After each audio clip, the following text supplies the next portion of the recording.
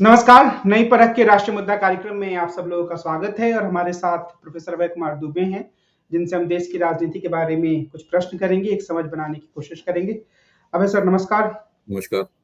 आज सर्वोच्च न्यायालय का चिर प्रतीक्षित एक निर्णय आया है, जिसमें इलेक्टोरल बॉन्ड का जो पूरा प्रावधान है, उसे सर्वोच्च न्यायालय ने असंवैधानिक घोषित किया।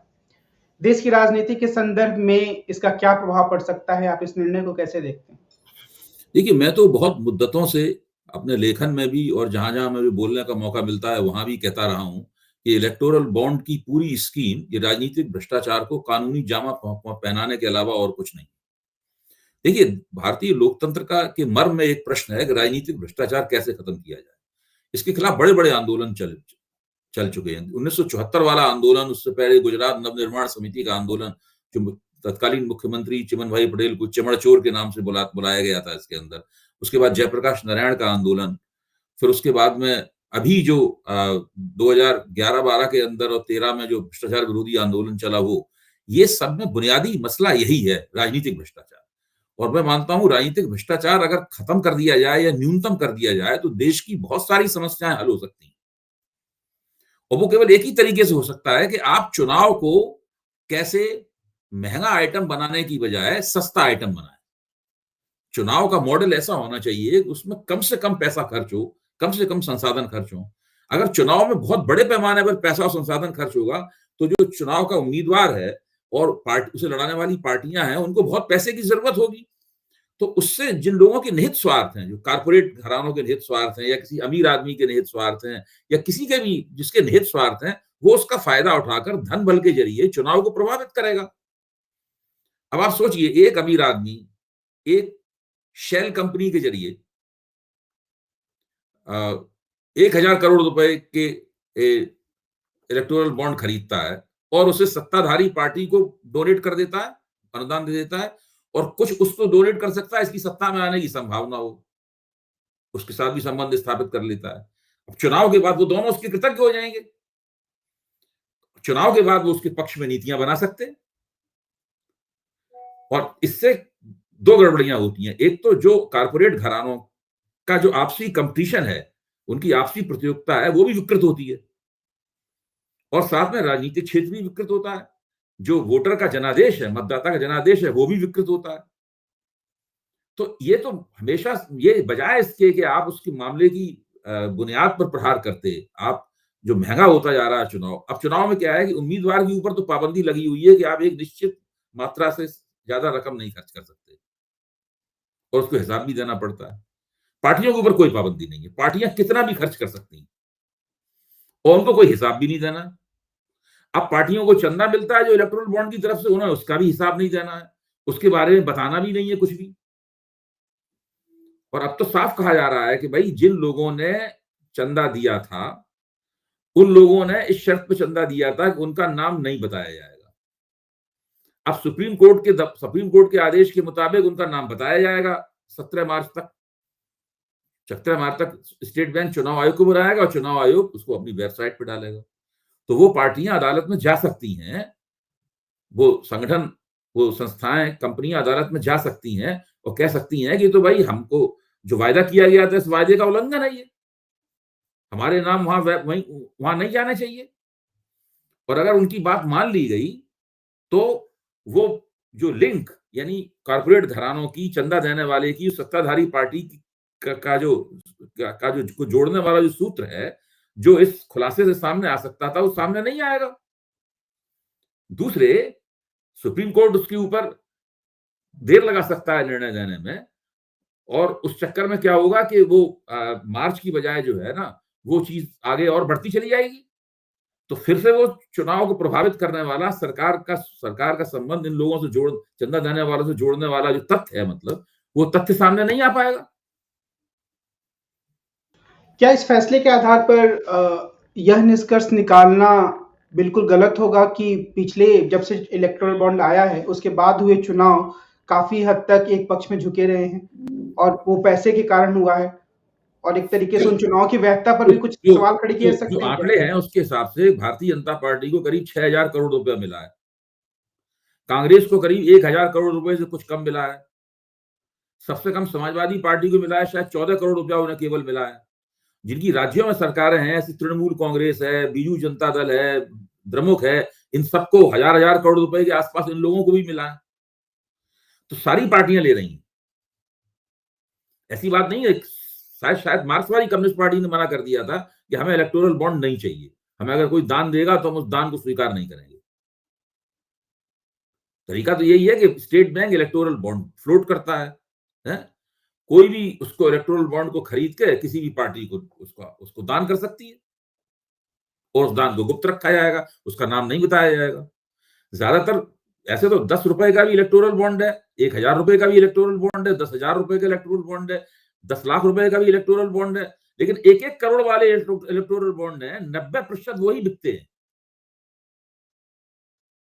यानी जो दान दिया जाता है बॉन्ड्स का, उसमें 90, और उस पार्टी को 15 दिन के अंदर अंदर उस बॉन्ड को भुनाना होता है। अगर 15 दिन के अंदर उस बॉन्ड को नहीं भुनाएगा तो वो प्रधानमंत्री राहत कोष में चला जाएगा पैसा। ये भी इसके अंदर नियम है।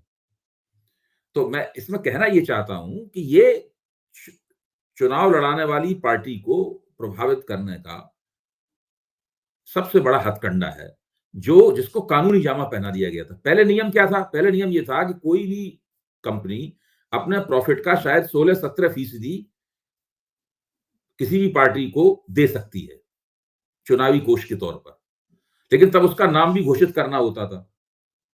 आज तो यह है कि कोई भी खोखा कंपनी जिसका एक पैसा भी मुनाफा इसका ना हो, वो हजारों करोड़ रुपए का दान दे सकती है। अच्छा, ये भी संभव है बहुत ज्यादा कि जब चुनाव आयोग की वेबसाइट पे अगर ये नाम आते हैं और ये नाम आए तो पता चला कि सारा का सारा चंदा तो खोखा कंपनियों के जरिए दिया गया है। इसमें जो वास्तविक चंदा देने वालों के वास्तविक चेहरे सामने ही ना आने पाए, फिर तो उसके लिए फिर कयासबाजी करनी पड़ेगी कि ये खोखा कंपनी उसकी बनाई हुई है, ये खोखा कंपनी उसकी बनाई हुई है। यानी किसी भी चीज को कभी भी प्रमाणित नहीं किया जा सकेगा। असली मसला यह है कि किसी तरीके से ऐसा कोई कानून बनाया जाए, ऐसा कोई नियम बनाया जाए, ऐसी कुछ पाबंदियां बनाई जाए, ऐसी कोई संहिता बनाई जाए जिससे चुनाव का खर्चा जो जितना होता है वो आधा चौथाई रह जाए, तो गरीब लोग भी चुनाव लड़ सकेंगे। जो विनेबिलिटी के लिए धनपति होने की जरूरत है वो जरूरत नहीं रह जाएगी। पार्टियों के लिए बड़े पैमाने पर पैसे की गोलबंदी करना पार्टी के लिए जरूरी नहीं रह जाएगा। आमतौर पर पिछले दिनों पर यह समझ बनी है, जो कहा खासतौर पर जो सुप्रीम कोर्ट के आलोचक है उनके द्वारा, कि सुप्रीम कोर्ट सरकार को मुश्किल में डालने वाले फैसले करने से बच रहा है।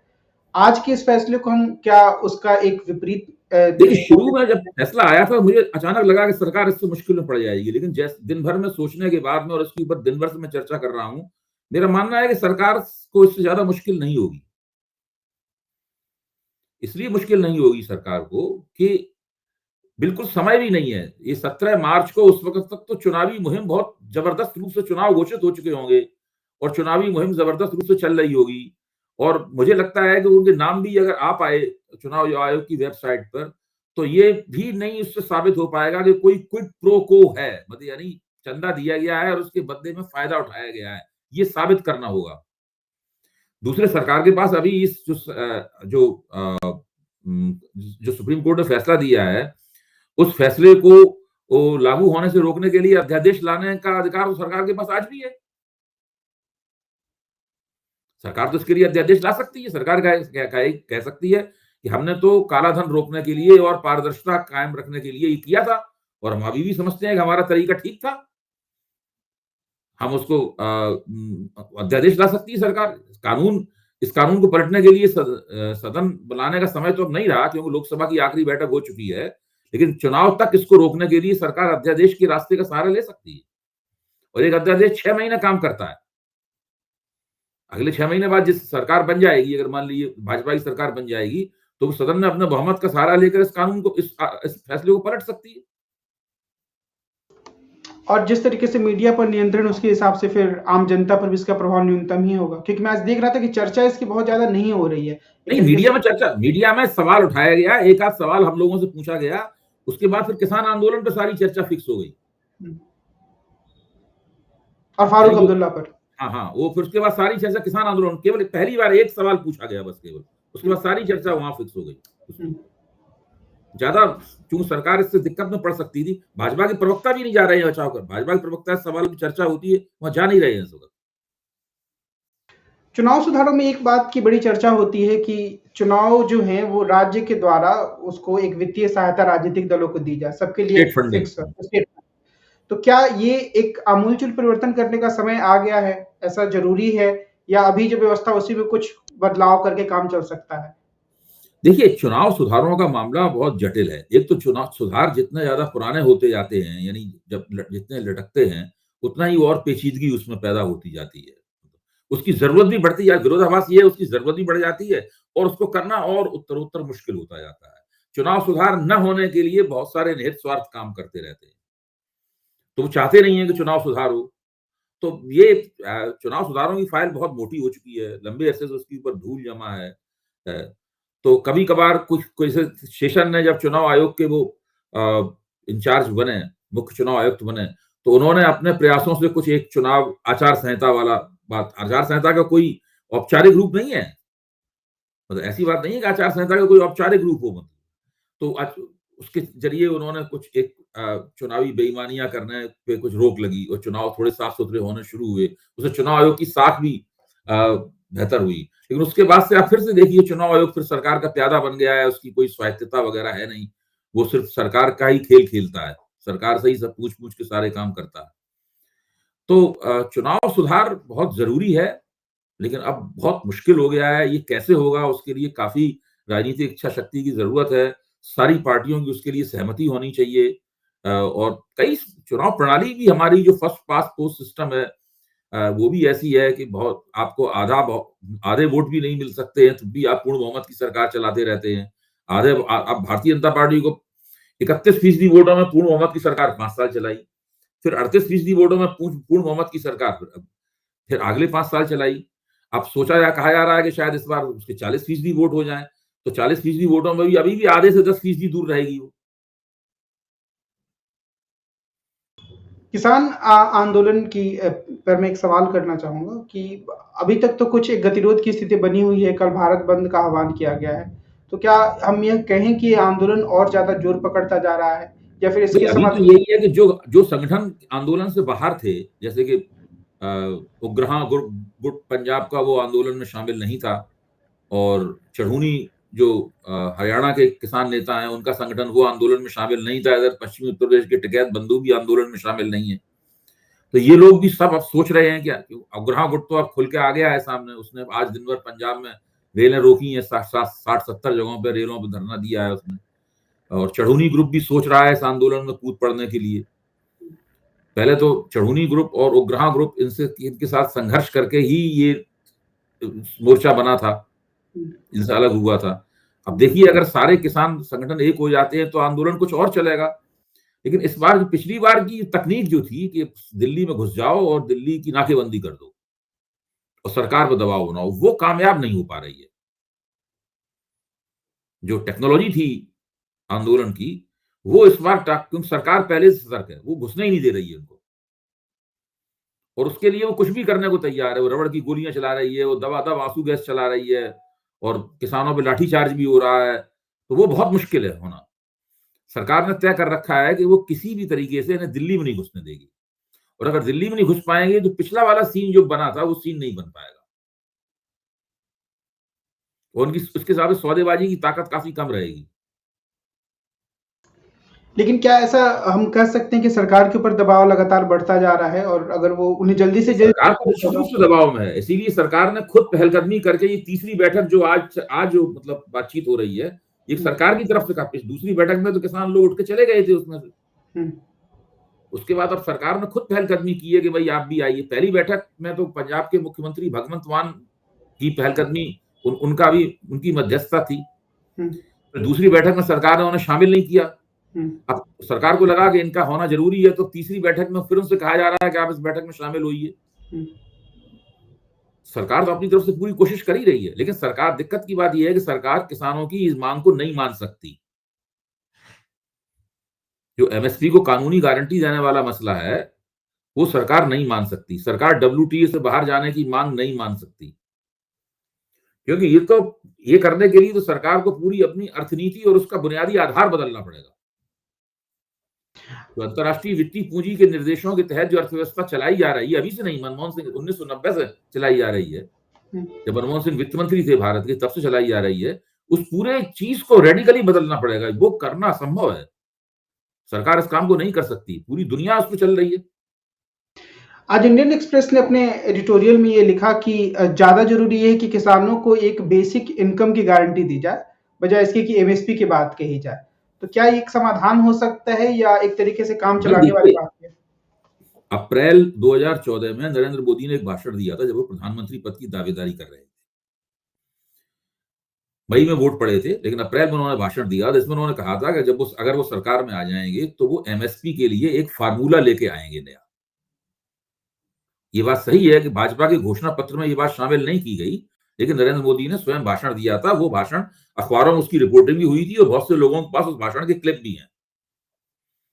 और उन्होंने पूरा भाषण विस्तार से समझाया था कि वो फार्मूला कैसा कैसा हो सकता है। अच्छा, फिर उसकी बात पर उन्होंने कभी कोई विचार ही नहीं किया। उन्होंने कभी लौट के अपनी ही कही हुई बात को वो पूरी तरीके से भूल गए। तो कुछ ना कुछ तो सरकार को किसानों के लिए करना भी चाहिए। भाई, देश का 100 में से 60-65 लोग जो है वो देहात में रहते हैं। वो देहाती अर्थव्यवस्था, जो खेतिहर अर्थव्यवस्था होती है, उससे जुड़े हुए हैं। तो देश की ज्यादातर आबादी तो गांव में ही रहती है आज भी। एक जमाने में जब हम लोग लिख पढ़ रहे तब 80 लोग, 100 में 80 लोग रहते थे देहात में। अब थोड़ा शहरीकरण बढ़ा है, तो अब 60-65 लोग रह गए हैं देहात में। तो फिर भी कुछ ना कुछ तो उसके लिए करना चाहिए।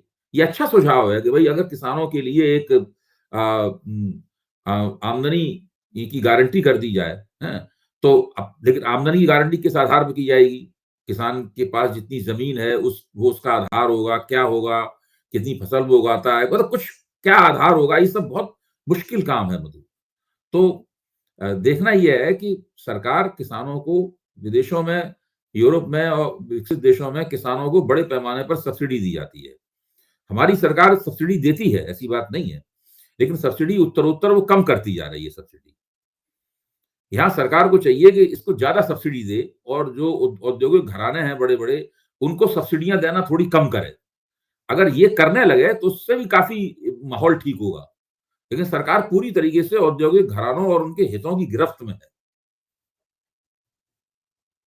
एक प्रश्न उत्तर प्रदेश की राजनीति से। आज मैंने ये पढ़ा कि जो पल्लवी पटेल हैं, वो एक दिन पहले अखिलेश यादव से नाराज हुई थी, पर उन्होंने कहा कि वो भारत जोड़ो न्याय यात्रा में राहुल गांधी के साथ शामिल होंगी, और यही बात स्वामी प्रसाद मौर्य ने भी कही। तो क्या इसे उत्तर प्रदेश की विपक्ष की राजनीति में एक तरीके के रीअलाइनमेंट के रूप में हम देख सकते हैं कि कुछ कांग्रेस के तरफ नेता आ रहे हैं? देखिए, अब जो अखिलेश यादव को भी तो यात्रा में शामिल होने के लिए निमंत्रण प्राप्त हुआ है, आधिकारिक निमंत्रण प्राप्त हुआ है। तो अखिलेश यादव भी भारत जोड़ो न्याय यात्रा में शामिल होंगे। पल्लवी पटेल भी शामिल हो जाएंगी। स्वामी प्रसाद मौर्य अभी तक उसके महासचिव थे, इस्तीफा दे दिया है, हालांकि पार्टी इन्होंने नहीं छोड़ी है, वो भी उसके अंदर शामिल हो जाएंगे। तो वो तो कांग्रेस और इन लोगों का जो गठजोड़ है वो तो हो ही सकता है वहां पे। लेकिन सवाल ये, वो गठजोड़ अगर कर भी लेते हैं लोग, तो उससे फर्क क्या पड़ेगा? मुझे नहीं लगता कि उससे कोई उत्तर प्रदेश के राजनीतिक संतुलन पर या भाजपा की सीट जीतने की क्षमता पर कोई असर पड़ेगा। आज एक और खबर आई, आज के लिए मेरा आखिरी प्रश्न है, वो है फारूक अब्दुल्ला के बारे में। कहा, उन्होंने अपना एक बयान दिया जिसमें उन्होंने अपनी खिड़की और दरवाजे हल्के से खुले होने का इशारा किया, और वो उन्होंने कहा कि हम एनडीए के साथ भी जा सकते हैं। फिर उन्होंने कहा कि हम अकेले चुनाव लड़ेंगे तो तय है। लेकिन मुझे जहां तक याद आता है, काफी हद तक मैंने 1-2 दिन पहले पढ़ा था कि उनके किसी नजदीकी रिश्तेदार के यहाँ ईडी गई है। तो ईडी का प्रभाव काफी ज्यादा भारत की राजनीति में हो रहा है, इससे ऐसा लगता है? नहीं, वो तो देखिए, उनके नजदीकी रिश्तेदार के यहाँ ईडी गई थी, दूसरे उनके ऊपर भी तो मुकदमे हैं। ये सब लोग कहीं ना कहीं से जो है ना, उनका हाथ सरकार के नीचे दबा हुआ है। ये सब लोग कहीं ना कहीं फंसे हुए हैं। तो ये आजकल विपक्ष की राजनीति करना बहुत मुश्किल काम हो गया है। और आगे ये खतरा और बढ़ते जाएगा। बढ़ता ही जाएगा। देखिए, और ये लोग खुद जिस तरीके से इन्होंने बहुत बिखरे तरीके से विपक्ष की एकता की पूरी संभावना को नष्ट कर दिया, इससे इन्होंने अपने पैरों में और कुल्हाड़ी मारी है। आज एक इंडियन एक्सप्रेस में एक लेख छपा है सुहास पलसेकर का, जिसमें वो बहुत सारी वही बातें कह रहे हैं जो आप भी पीछे कहते रहे हैं प्रतिमान के लेखों में भी, कि एक अनुशासित समाज बनाने की पूरी परियोजना चल रही है। तो उन्होंने बहुत सही तरीके से इशारा किया है कि अब आप विरोध नहीं कर सकते हैं, कोई कार्यक्रम भी कर रहे हैं तो लोग कह सकते हैं कि सेंटिमेंट हर्ट हो रहा है, हमारे नेता की आलोचना कर रहे हैं। तो क्या धीरे-धीरे भारत इस तरह के लोकतंत्र की तरफ आगे बढ़ रहा है, जहाँ किसी खास नेता, कुछ खास नीतियों की आलोचना नहीं की जा सकती है? मैं तो इस बात को कहता रहा हूँ, मैंने इसके ऊपर थोड़ा बहुत एकेडमिक काम भी किया है कि भारत को एक अनुशासित और आज्ञापालक समाज बनाने की परियोजना पर काम किया जा रहा है। लोग राष्ट्रीय स्वयंसेवक संघ के एजेंडे को सोचते हैं कि केवल वो मुसलमानों को और अल्पसंख्यकों को आहत करने में जुटा रहता है। मेरा मानना है कि वो उसके एजेंडे का एक बहुत छोटा हिस्सा है, वो इतना महत्वपूर्ण हिस्सा नहीं है। राष्ट्रीय स्वयंसेवक संघ का मुख्य एजेंडा हिंदुओं उसकी प्रयोगशाला में जिनके ऊपर वो प्रयोग कर रहा है वो मुसलमान नहीं है। मुसलमानों को तो उसके हाल पे छोड़ दिया गया है। मुसलमानों के राजनीतिक अधिकारों को अगर सीमित कर दिया जाए तो वो उतना काफ़ी है उनके लिए, जो उन्होंने अपने प्रभाव क्षेत्र में कर दिया है। उनके वोट की प्रभावकारिता, एफिकेसी खत्म कर दी है। असली समस्या ये है कि हिंदू समाज पे वो काम कर रहा है और उसके लिए उन्होंने हिंदू समाज को उसकी बताई हुई नारों पर चलना, उसके कहे हुए पे ज़्यादा गौर करना, उसके तर्कों को ज़्यादा वज़न देना, इन इस बिल्कुल ऐसा बनाने की एक प्रयोगशाला है और उसमें आज्ञापालक समाज बनाना चाहते हैं वो। प्रतिरोध की संस्कृति, विरोध की संस्कृति, आंदोलन की संस्कृति, सरकार की आलोचना की संस्कृति, ये इन सब बातों से उन्हें परहेज है और इसको लगातार वो लागू कर रहे हैं धीरे-धीरे करके। और इसे में तो मैं अपने कॉलेज में महसूस करता हूँ कि आज के दिन में हम कोई ऐसा सेमिनार भी ऑर्गेनाइज़ नहीं कर सकते हैं, जिसमें कि सरकार की थोड़ी आलोचना हो। ये नहीं, खतरा नहीं रहता है कोई असंभव आके हंगामा कर देगा। नहीं, नहीं असंभव है। आपको इजाज़त नहीं मिलेगी उसकी। हाँ, इजाज़त भी नहीं जबकि आप मिलेगी। उसका कांसेप्ट नोट या बीज पत्र पेश करेंगे, तो उसको हुँ, पढ़ने के बाद लगेगा कि भाई ये सब हटाइए इसके अंदर से। हुँ, बिल्कुल। हो सकता है एकेडमिक भाषा के कारण वो ना समझ में आए उनकी, ये भी हो सकता है, लेकिन वो बार-बार नहीं चल सकता है वो, कभी ना कभी पकड़ में आ ही जाएगा। आज की बातचीत को हम यहीं विराम देते हैं। हम अगले दिन फिर मिलेंगे और प्रोफ़ेसर अभय कुमार दुबे से देश की राजनीति के बारे में बातचीत करेंगे। आज की बातचीत के लिए बस सर आपको बहुत-बहुत धन्यवाद। हम ठीक, कल फिर मिलते हैं। नमस्कार। ज़रूर, ज़रूर। ओके।